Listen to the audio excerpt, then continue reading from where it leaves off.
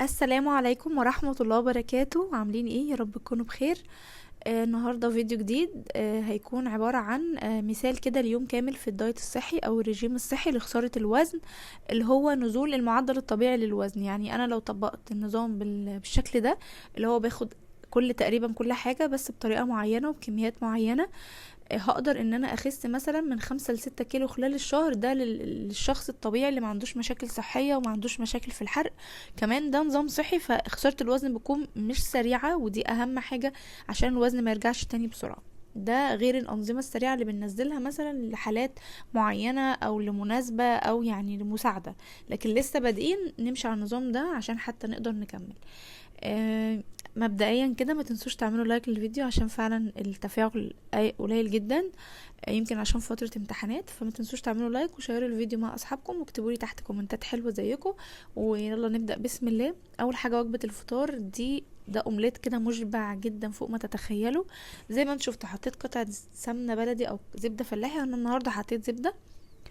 طبعا مصدر حيواني مش نباتي خالص، ما بنستخدمش حاجة نباتية، ودي اهم خطوة برضو في نظامنا الصحي او ان احنا نبدأ نظبط اكلنا. نبعد عن الحاجات النباتية خالص، الزيوت وكده. هنا حطيت بصلاية في الاول، بصلة كده صغيرة، حمرتها لحد ما دبلت. بعدين نزلت بفلفل مقطع وطماطم مقطعة شايلة منها البذر وزيتون مقطع. بعد كده حطيت البيض ده، بيضتين اتنين قلبتهم بملح وفلفل طبعا. رشيت رشة بسيطة على الخضار كده، وبعد كده برضو حطيت شوية صغيرين على يعني على البيض ملح وفلفل. وبعد كده نزلت بيهم، وزعته كده في الطاسة، وبعدين هغطي بأي غطا حلة أو أي غطا طاسة، أي حاجة أغطي بيها البيض لحد بقى ما يستوي. طبعا بنهدي النار في المرحله دي عشان ما يتحرقش، ومش بنحتاج نقلبه خالص، هو بيستوي من فوق. بجد لذيذ جدا. عايزه اقول لكم الفطار ده انا ما خدتش اي حاجه جنبيه خالص، ولا طبعا انا حطيت فيه كل الخضار اللي انا ممكن اخده جنب الاكل، من غير عيش من غير حاجه. واللي حابب كمان لو حد بيجوع يعني او شايف ان ده مش هيشبعه اكتر من كده، ممكن يزود معلقتين شوفان. يعني نحط كده معلقتين شوفان او معلقتين دقيق شوفان مع البيض اللي بيتضرب ده، ويتحط على الاكل، على الوصفة دي هتشبعه جدا اكتر. بس انا شايفة ان هي مشبعة وجميلة جدا وفطار حلو، وخصوصا ان احنا قلنا نحاول نبعد عن النشويات في الفطار. يعني انا عن نفسي يعني في اوقات كتير باخد في الفطار عيش، مش هقول لكم لا، بس هو الافضل ان احنا ناخد كده. وانا لما بدات اخس خالص، يعني لما كنت خاسه وزن كبير قبل ما ازيده تاني، كنت باخد نص رغيف يوميا، ما كانش فيه مشاكل خالص. فبراحتكم، حابين تاخدوا عيش تمام، مش حابين عايزين تاخدوا نشويات في الغدا بس، تمام برضو. هنا بقى بعمل نسكافيه. طبعا النسكافيه اللي انا بستخدمه نسكافيه بلاك، باخد نص معلقه لان شايفه نص معلقه كافيه جدا. هو ده طبعا اللي هو قهوه سريعه الذوبان. حد هيسالني طب هي صحيه؟ يعني القهوه سريعه الذوبان او نسكافيه صحي اكتر ولا القهوه؟ طبعا القهوه التانية صحيه اكتر، بس ده برضو سهل وبينجز معاكي وحلو مش وحش، طالما مش عليه مبيضات، مش عليه سكر ولا كافي ميت طبعا.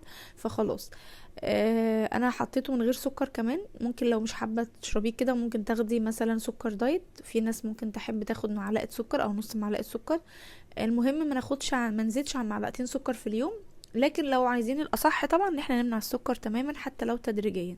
هنا باخد كده انا طبعا، بس بتعامل ان اي حد ممكن يشوف الفيديو لسه حد مبتدئ وعاوز يخس. تمام. بقلب عادي كده. طبعا بحط الحليب السخن، حليب عادي ولا خالي دسم ولا اي حاجه، كامل الدسم اصح بكتير. وباخد النسكافيه ده بين الوجبات كده كسناك. يعني حابين تاخدوا معاه مثلا مكعب شوكولاته دارك تمام، مفيش مشكله. لو مفيش عادي ممكن ناخد برضو مكسرات عادي. مش حابين تاخدوا سناك خالص مفيش مشكله، لو مش بتحبوا القهوه ولا الشاي ولا الحاجات دي. هنا بقى الغدا هيبقى حواوشي.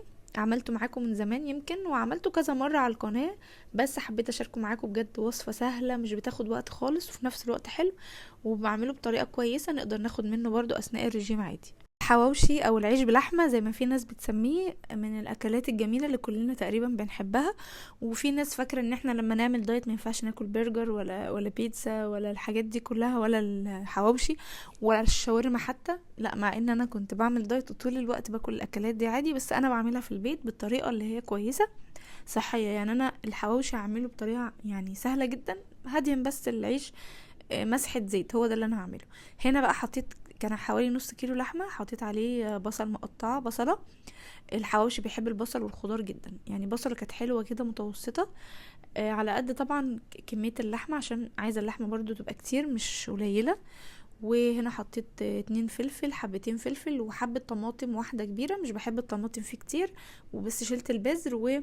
وحطيت بقى ملح وفلفل وبابريكا وتوم بودرة وبصل بودرة، وحطيت كمان في الاخر رشة قرفة كده صغيرة بتدي طعم حلو جدا. لو عندك جوز الطيب حطي برضو رشة.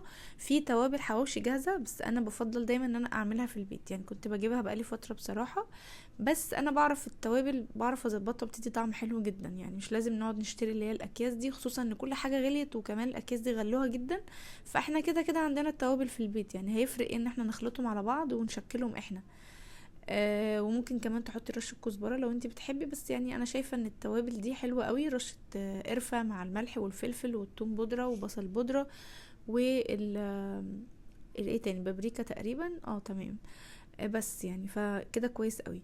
هنا بقى بجيب العيش البلدي، طبعا ده مش فريش خالص، لو طبعا صابح يبقى احلى كتير، بس ده كان عندي في الفريزر سيبته لما فك، وبعد كده عملته في الميكروويف وفتحته.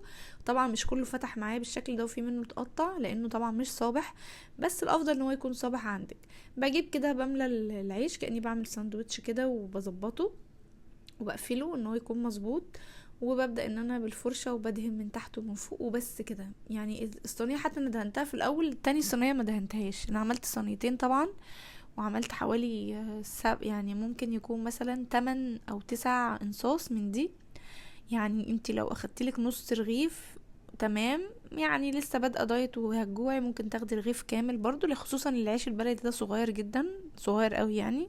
فممكن تاخدي، بما ان النشويات اليوم كله، يعني اليوم اللي هتاخدي فيه حواوشي ممكن تفطري الفطار اللي انا وريتهولك ده، اللي هو من غير نشويات، مشبع جدا وهيقفل معاكي. وخلي بقى الرغيف كامل في الغدا اللي هو في الحواوشي. بص طبعا انا ما صورتش الغدا لوحده، لان انا يعني كنت اهم حاجه ان انا اوريكم وصفه الحواوشي اكتر من ان انا هاكل ايه. طبعا انا اخدت رغيف كامل نصين، وحتى ما اخدتش جنبي خضار او سلطه يعني، وانا حسيت ان في خضار برضو كافي. واخدت كده زي ما انتوا عارفين بقى بحب سلطه الطحينه الحواوشي، فكنت عامله سلطه الطحينه بالزبادي، عشان برضو الطحينه ما تكونش كتير فيه، لان الطحينه كترها برضو ممكن يزود الوزن عشان السمسم وكده. فانا عاملاها بالزبادي، واخدت كده منها معلقه جنب الحواوشي، وكان اكله جميله جدا. مش بتحس ان انت عامله اي حاجه خالص، ولا مقلله حتى اكلك، انت بتاكلي كل حاجه. بس فرق يعني، بدل ما تاخدي بقى رغيفين وثلاثه تاخدي واحد، ونعود نفسنا على الكميات دي اصلا، لان ده الطبيعي ان احنا نرتاح، يعني معدتنا تكون مرتاحه وما ناكلش كتير وبس يعني. وهنا بقى يا بنات كان او يا جماعة كان العشاء موزة كده، وخمس يعني وحدات من الفراولة، وعلبة من الزبادي. وكان عشايا ده، وبجد كان يوم حلو جدا ومشبع، مش هتحسوا بأي حاجة. وحاولوا تشربوا مية خلال اليوم، يعني من 2 ل3 لتر بجد، لو وتمشيتوا شوية هتلاقوا، لو مشيتوا على على الموضوع ده هتلاقوا نفسكم خلال شهر بتنزلوا من 5 ل6 كيلو. يا رب الفيديو يكون عجبكم، ما تنسوش تعملوا لايك للفيديو، اشوفكم بإذن الله على خير، مع ألف سلامة.